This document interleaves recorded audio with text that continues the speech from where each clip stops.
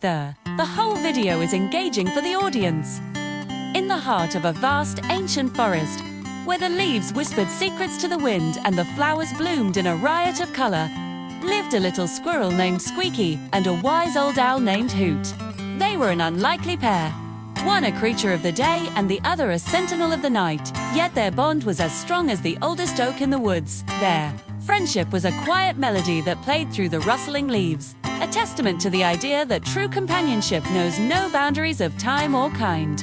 One particular evening, as the sun began its descent, painting the sky in fiery shades of orange and deep purple, a sense of unease settled over the forest. Blue.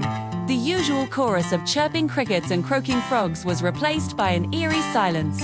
A storm was brewing. The wind, once a gentle whisper, began to howl, and the trees swayed as if in a frantic dance. Squeaky, who was usually bustling about, gathering the last of the day's acorns, found himself trembling in his cozy nook high up in an oak tree. He had never been fond of storms.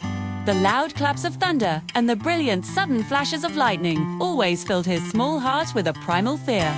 He peeked out from his hole, his tiny paws clutching the edge. The world outside was a swirling vortex of leaves and shadows.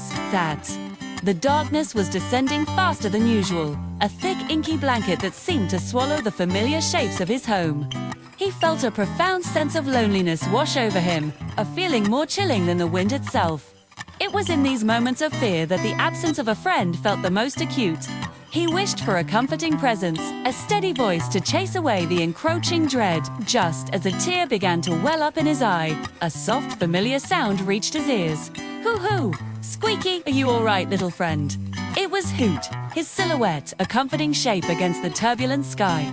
The owl landed gracefully on a sturdy branch just outside Squeaky's home, his large, luminous eyes filled with concern, seeing his friend. A wave of relief so powerful it almost knocked Squeaky off his feet, washed over the little squirrel.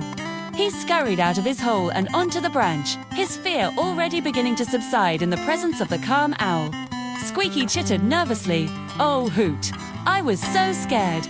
The wind is so loud, and the dark it feels so big tonight." Tew huddled closer to the owl, seeking warmth and reassurance.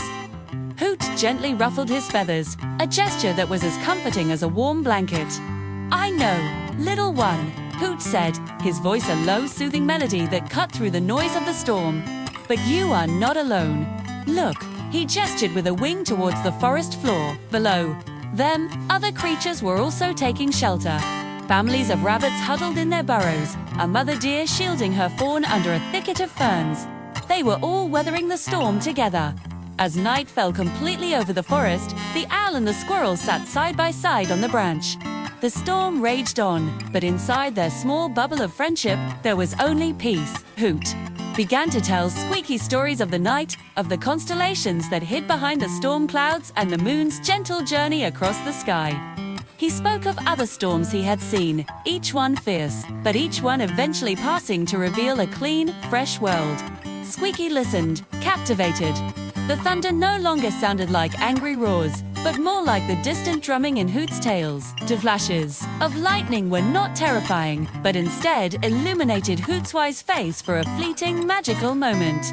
The darkness was no longer scary when a friend was near. It was just a quiet space, a shared moment of trust and comfort. They didn't need to see, they just needed to be together. The fear had been replaced by a quiet strength, the kind that only true friendship can provide.